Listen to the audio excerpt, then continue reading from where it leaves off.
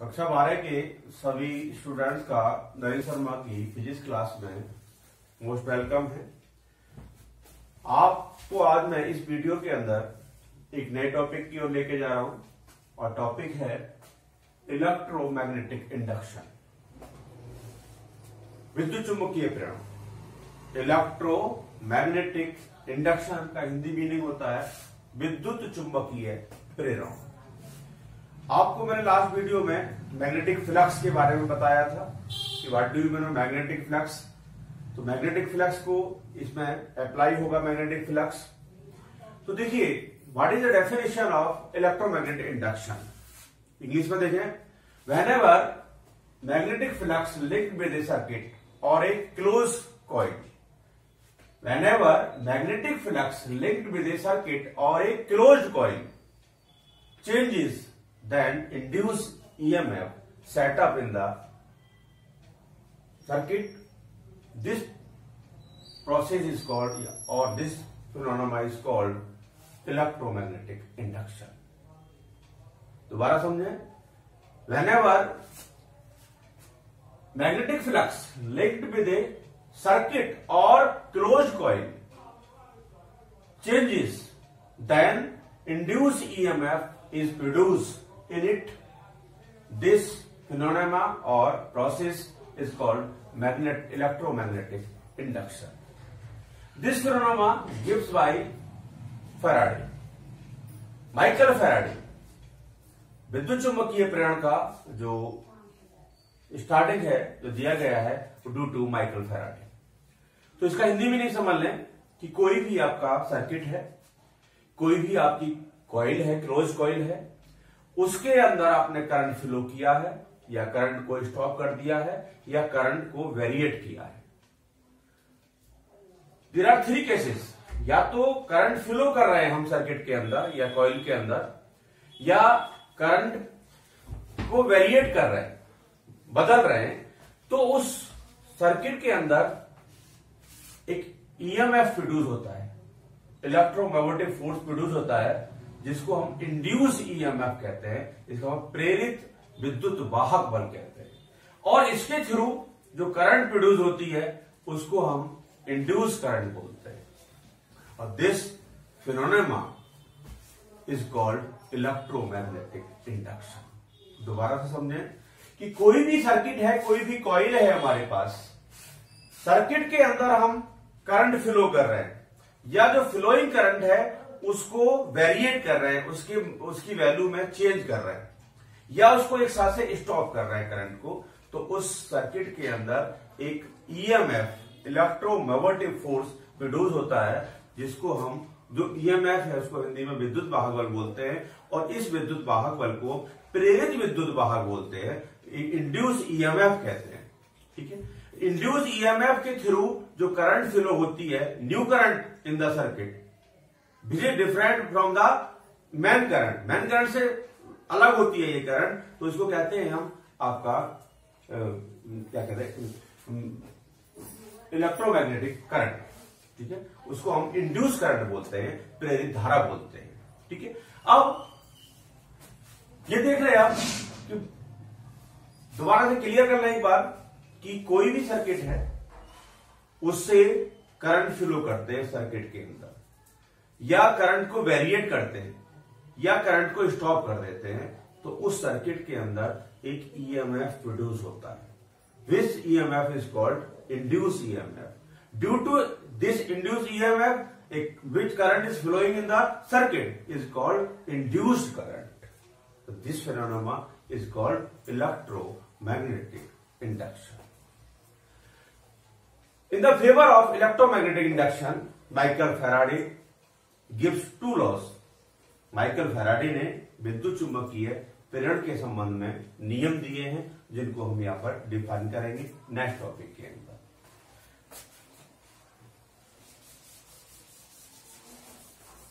Faraday law in the favour of electromagnetic induction. Faraday law,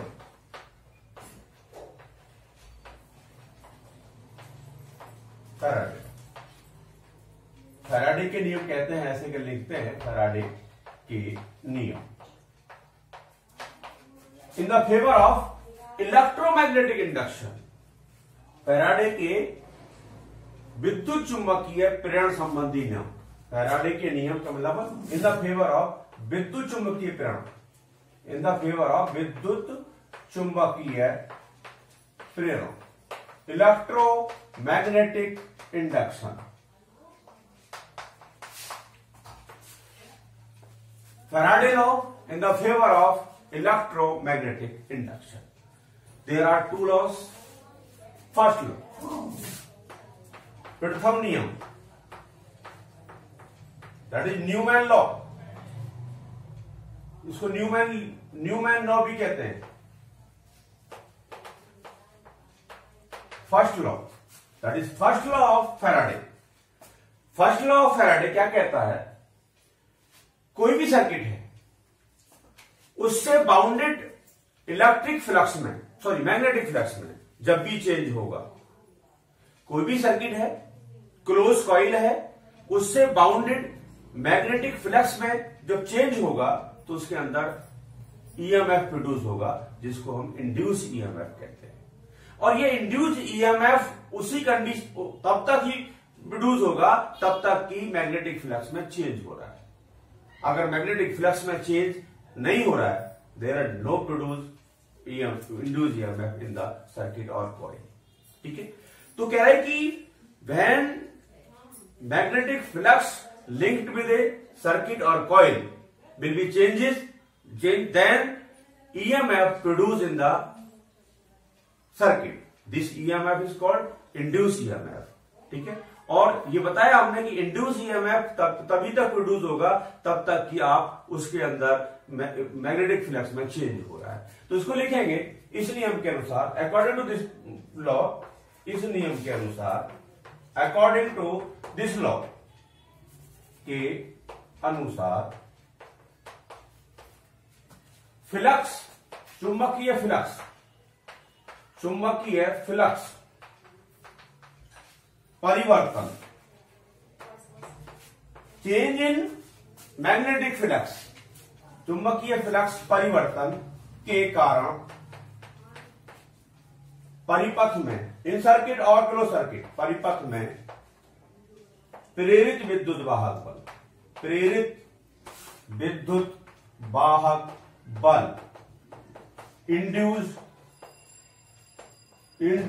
EMF, induced EMF, प्रेरित विद्युत वाहक बल उत्पन्न होता है, उत्पन्न होता है.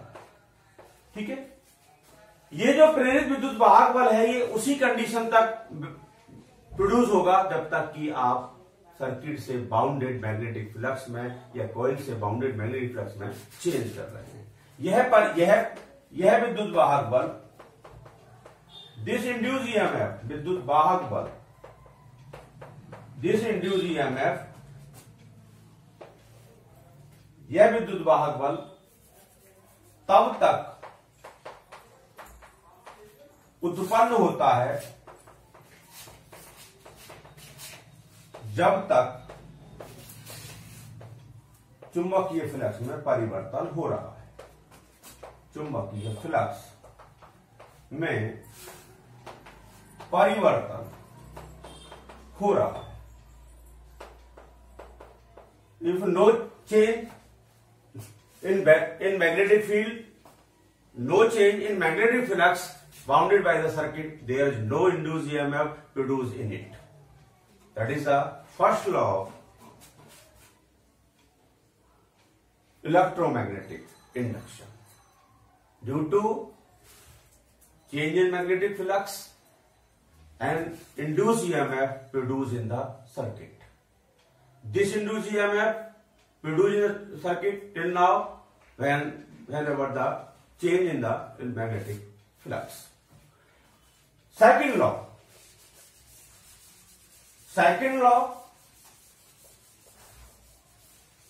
of second law of electromagnetic induction.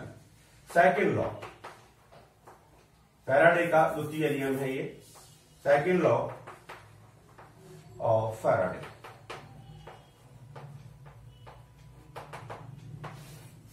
Second law of Faraday in the favour of electromagnetic induction.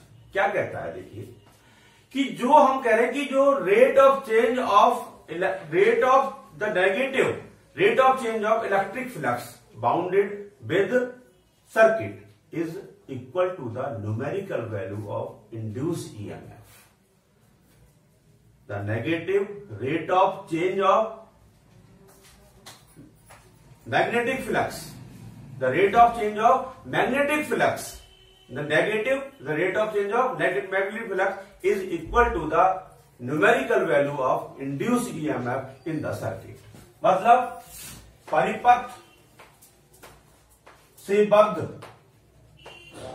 परिपथ से बद्ध चुंबकीय फ्लक्स परिवर्तन की ऋणात्मक दर परिपथ में उत्पन्न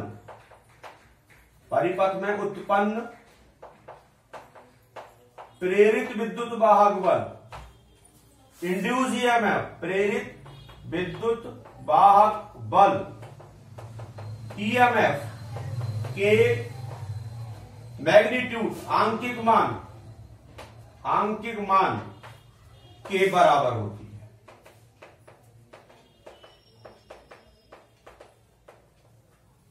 the negative rate of change of magnetic flux is always equal to the induced EMF in the circuit.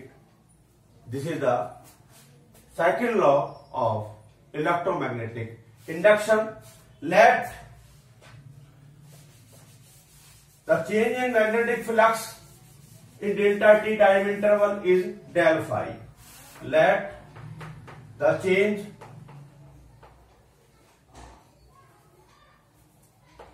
in magnetic flux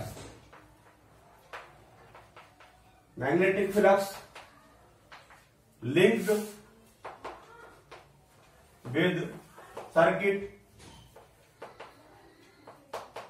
is del phi in time interval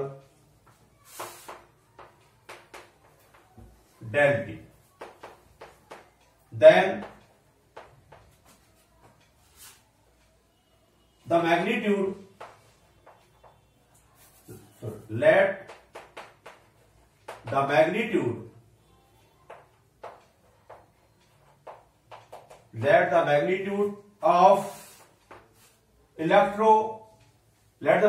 of induced EMF is small, then by second law of Faraday, E is equal to minus del phi upon del t. E is equal to minus del phi upon del t. The negative rate of change of magnetic flux is always equal to the numerical value of induced EMF in the circuit. If del t is very, very small, let del t is nearly equal to 0, hence del t is very, very small, then average induced EMF in the circuit, or औसत प्रेरित विद्युत वाहक बल E is equal to minus limit del t tends to 0 del phi upon del t,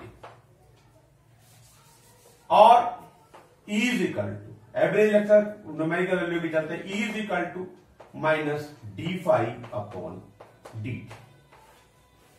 E is equal to minus d phi upon dt. That is the second law of electromagnetic induction.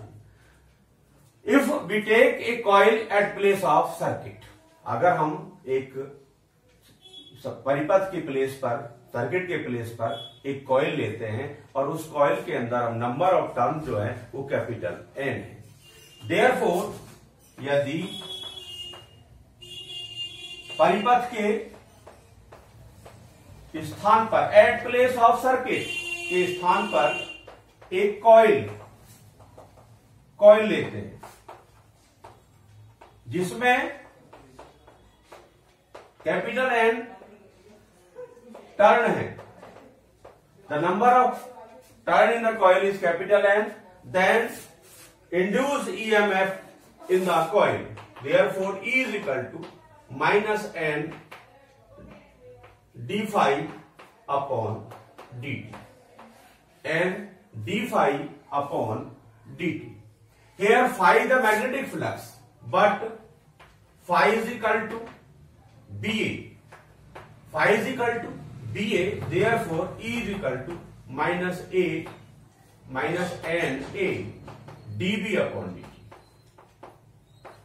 Here A क्या है? Area of the coil, area of the plane, area of the coil है, मतलब कि जो आपकी कुंडली है उसके तल का क्षेत्रफल है। यहां ए कुंडली के तल का क्षेत्रफल एरिया है। इस तरह से ये फैराडे के दोनों नियम हमने बताए।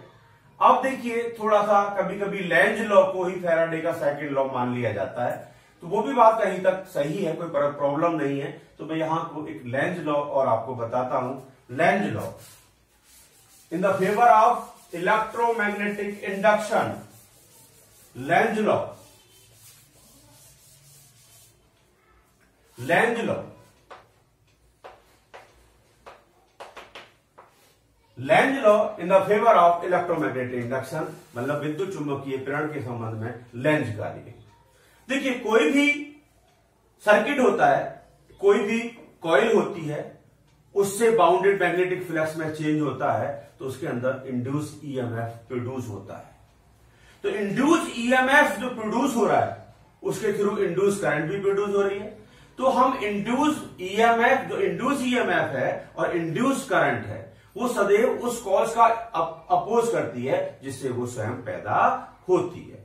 क्या कहना है कि प्रेरित विद्युत वाहक बल, इंड्यूस्ड ईएमएफ, इंड्यूस्ड ईएमएफ या प्रेरित धारा, इंड्यूस करंट, प्रेरित धारा, इंड्यूस्ड करंट, सदैव, ऑलवेज, सदैव उस कारण का विरोध करती है, विरोध करती है या करता है जिससे वह स्वयं पैदा होती है। Induce EMF and induce current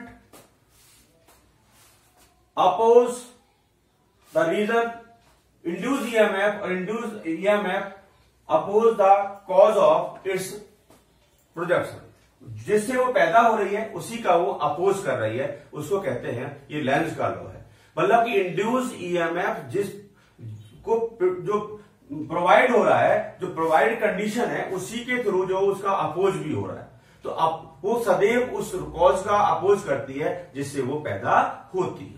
ठीक है, that is the Lenz law of the. अब लेंज लॉ में जो होता है, देखिए ये कंजर्वेशन ऑफ एनर्जी है, लेंज लॉ है वो कंजर्वेशन ऑफ एनर्जी पे बेस्ड करता है। मतलब कि लेंज का नियम ऊर्जा संरक्षण नियम के तुल्य है। लेंज नियम, लेंज का नियम ऊर्जा संरक्षण नियम, कंजर्वेशन ऑफ एनर्जी, ऊर्जा संरक्षण नियम के तुल्य है। इस तरह से ये लेंज लॉ हुआ। इसकी लेंज लॉ का जो एप्लीकेशन है, जो इसका स्पष्टीकरण है, वो हम सेकंड वीडियो में देंगे, आप देखेंगे। थैंक्स।